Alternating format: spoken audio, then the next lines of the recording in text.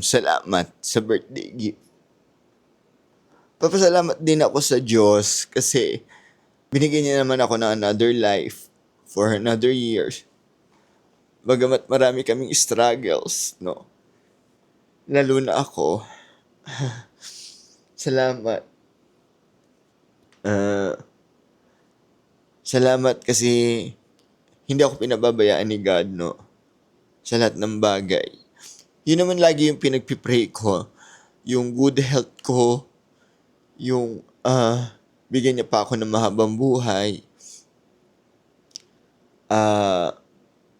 Yun lagi ang madalas na panalangin ko pag tulog ko sa gabi, pagising ko sa umaga.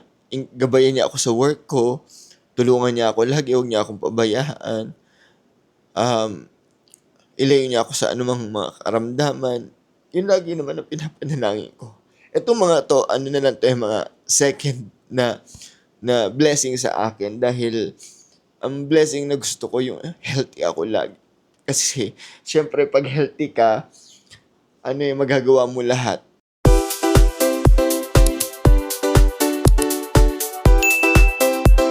Morning guys. Excited ako gumising ngayong umaga kasi gusto ko magpasalamat dun sa mga tao na nagbigay sa akin ng gift. Sa mga pumunta, nagpapasalamat ako sa mga workmate ko na bagamat iba-iba kami ng shop, pero kahit pagod na sila, nagpunta pa rin sila dito sa post-birthday celebration ko. Kasi guys, ang birthday ko talaga is nung April 25 pa. Kaso since inventory namin sa work namin, halos pagod na rin para makapag-prepare ng mga pagkain. Hindi na ako nag-celebrate ng exact birthday ko. Kasi una-una sa lahat, yung mga tao pagod rin from work, kasi galing sila sa inventory. So baka mamaya mag-prepare ako tapos hindi rin mauubos yung food. Sayang lang. Kasi una-una guys, blessings yun, And gusto ko magpasalamat sa mga tao yung nakaalala ng birthday ko na nag-birthday greeting sa akin sa Facebook channel namin, sa personal Facebook ko. Gusto ko magpasalamat sa inyo. Hindi ko na kayo iisa-isahin pero from the bottom of my heart, maraming salamat.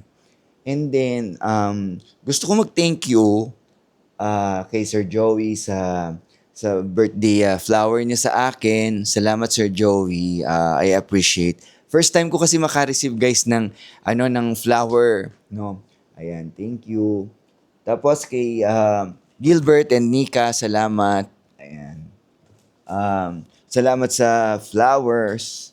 Tapos kay Mikey, salamat sa birthday gift mo sa akin. At saka kay Anton, advance birthday gift mo kay Anton, salamat. Kay Adri, sa friend ni Mikey, maraming salamat sa birthday gift mo sa akin. At saka kay Anton na earlier, salamat na madami. Kay Sir Henry, na nagpunta dito kasama ng wife niya, salamat sa birthday gift. And especially, kay Anton, ayan, yung birthday gift sa akin ni Anton, salamat. Ano pa ba? Hindi naman ako nag-expect, hala.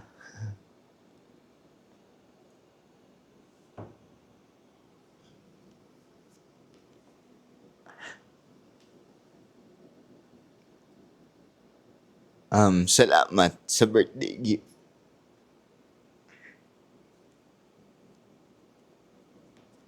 Papasalamat din ako sa Diyos kasi binigyan niya naman ako ng another life for another years. Bagamat marami kaming struggles, no? Lalo na ako. Salamat. Salamat kasi hindi ako pinababayaan ni God, no? Sa lahat ng bagay. Yun naman lagi yung pinagpipray ko. Yung good health ko, yung bigyan niya pa ako ng mahabang buhay. Yun lagi ang madalas na panalangin ko pag tulog ko sa gabi, pagising ko sa umaga. Gabayan niya ako sa work ko, tulungan niya ako lagi, huwag niya akong pabayaan. ilayo niya ako sa anumang mga karamdaman. Yun lagi naman ang pinapanalangin ko. Itong mga 'to, ano na lang 'to, mga second na blessing sa akin dahil ang blessing na gusto ko yung healthy ako lagi. Kasi siyempre 'pag healthy ka, ano, magagawa mo lahat 'no, ah, magagawa mo lahat yung mga bagay-bagay. Tsaka siyempre pinapanalangin ko rin na matapos ko na rin yung mga dapat matapos na problema ko 'no, personal life namin, personal problem namin na magkakapatid. Gusto ko na rin matapos yun kasi isa rin yun sa kinai-stress ko. Pero etong birthday ko 'no, papasalamat ako kasi for 52 years, ah, first time ko maka-receive ng ganito like flowers, 'yan. Hindi ako yung showy pero deep inside natutuwa ako kasi, sa buong buhay ko first time ko talaga maka-receive ng flowers. Salamat Sir Joey tsaka sa kay Gilbert and Nika. Thank you. Thank you sa mga nakaalala ng birthday ko, sa ate ko.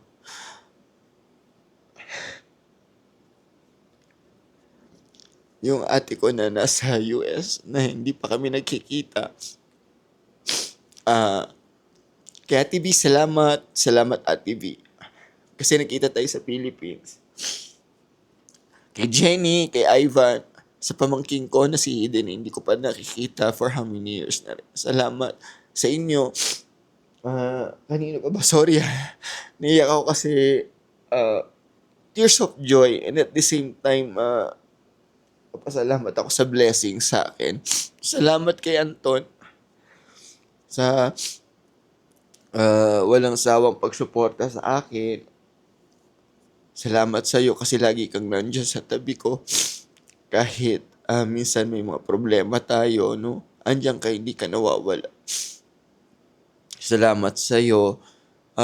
Kasi lagi mo akong ginagabayan. May guidance ka, may ginaguide mo ako lagi. Pag nai-stress ako, ikaw yung nagsasabi na huwag ka na ma-stress. Hayaan mo lang yan at lilipas lang din yan. Salamat sa iyo kasi andiyan ka lagi. Salamat sa pagmamahal. Salamat sa gift mo na binigay sa akin. Diyos ko, first time ko guys makatanggap ng gift. Kasi lagi niya ako sinasabihan na yung phone ko daw laging lowbat. Ako naman kasi yung tao na kahit alam ko na yung phone ko is okay pa naman sabi niya hindi lowbat na yan. Kailangan mo nang bumili ng bagong phone. Kasi yung phone ko, after pandemic ko pa binili yun, 2021.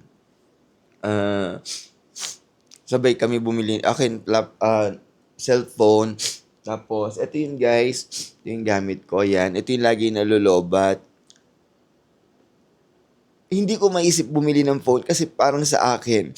Kaysa bumili ako ng phone, may mga bagay pa na dapat kong unahin.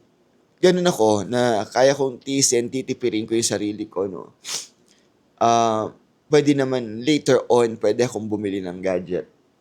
Hindi ko yung na-expect na riregaluhan ako ni Anton. Kasi sabi niya, hindi, lobat na naman yung phone mo, lagi mong charge. Nagagalit siya sa akin actually, guys.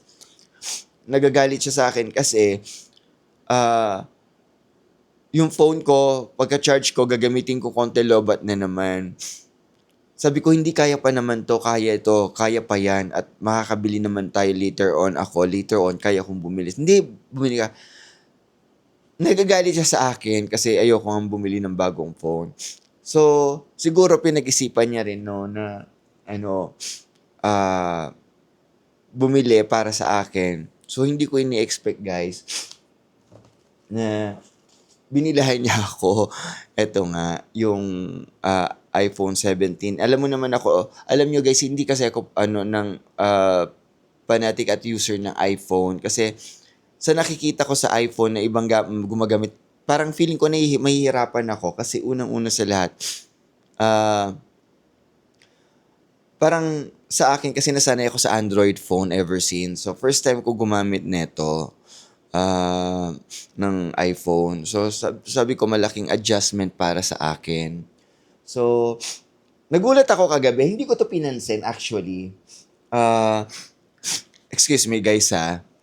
Wala ako ng tissue. Ayan. So, hindi ko pinansin to kagabi. Nakalagay sa lamesa.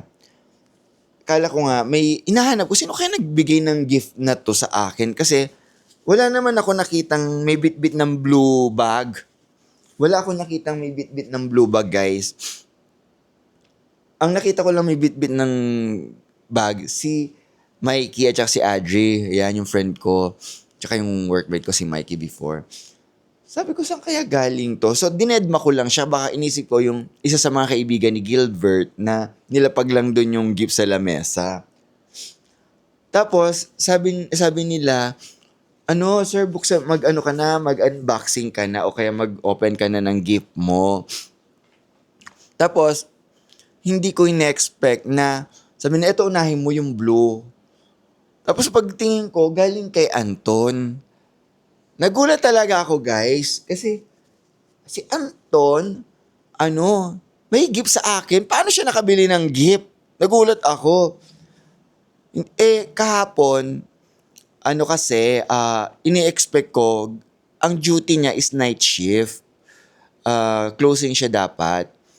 So, hindi ko in-expect na nakipag-change pala siya sa workmate niya nang mag-off na lang siya.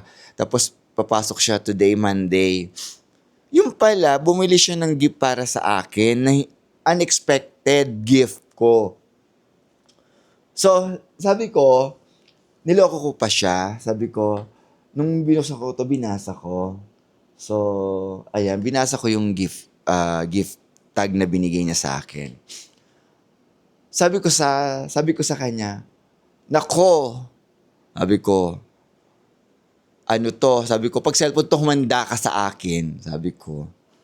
Niloloko ko pa siya. Tapos sabi ng mga kakuntsaba niya, shout out to kay Nika at kay Claudine na nakakaalam, kay Sam, humanda kayo sa akin, na prank nyo ko doon ha. So, sila yung mga kakuntsaba ni Anton para sa gift ko, sila yung nakakaalam. Pero alam to ni Sir Joey kasi ever since si Sir Joey din, pinupush niya ako na bumili ng phone. Kaso talaga para sa akin, pwede naman later on yan. So, alam nila na may regalo sa akin si Anton. So, ayun. So, kagabi, sabi ko kay Anton habang nag-unboxing ako, sabi ko, manda ka sa akin kapag ka-cellphone to talaga, sabi ko. Sabi ko, laki na naman ang babayaran ko. Pero ganun pala yung feelings, na kahit alam mo na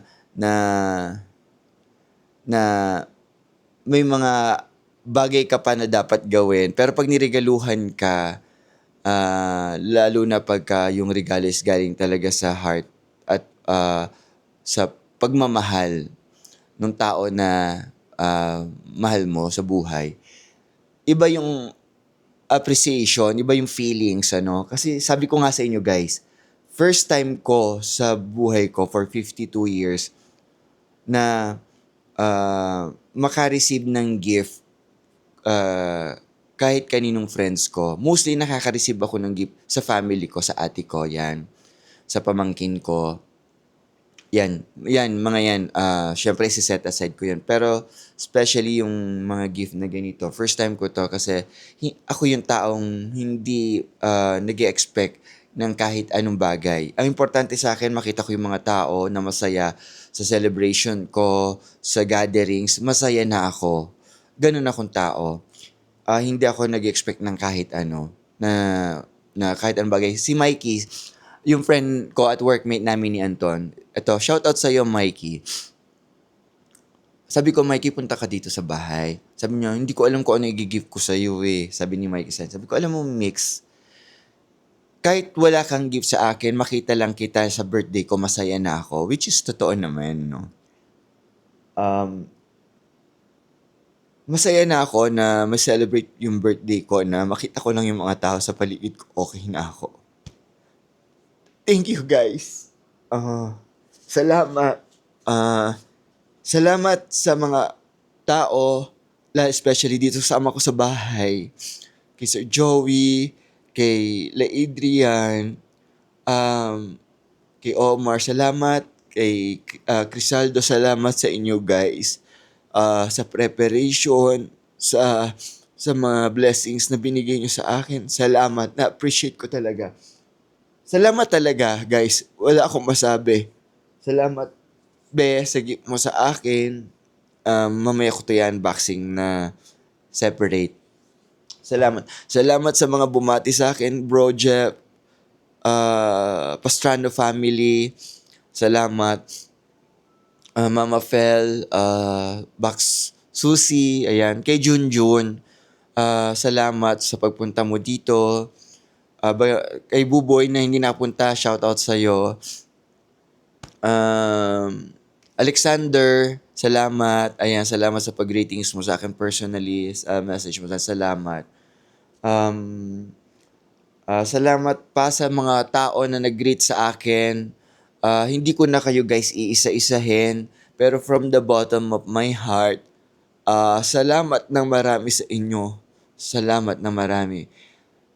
Yung prayers ko, hindi lang para sa akin, para sa ating lahat, sa mga bisita ko, yung mga tao na nagbumati sa akin online, sa Facebook account namin yan. Salamat sa inyo. Sana bigyan tayo ng Diyos ng blessings at saka ng good health. Always stay good health tayo and long life. Papasalamat din ako kay Marvel. Thank you, Marvel, sa cake na binigay mo sa akin. Salamat na madami sa'yo. Salamat din sa mga friends mo na nagpunta dito. Thank you so much, Belle, sa birthday cake. Love you. Nagpapasalamat ako sa kumpare namin ni Anton na talagang nag-effort pa siya pumunta dito sa bahay. Kay paring Atan, ayan.